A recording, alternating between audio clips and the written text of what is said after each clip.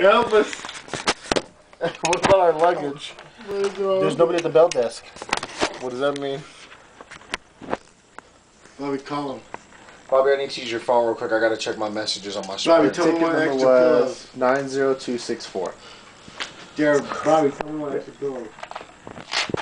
Yeah. No, tell him our air conditioner doesn't work. Bob, you got to, bro. I swear to God, I won't go to sleep like this. I don't know about anybody. Bro, I'm trying to get the luggage. Calm down. No, bro, no, he's serious. It really was on air. I swear to God it was. I did that.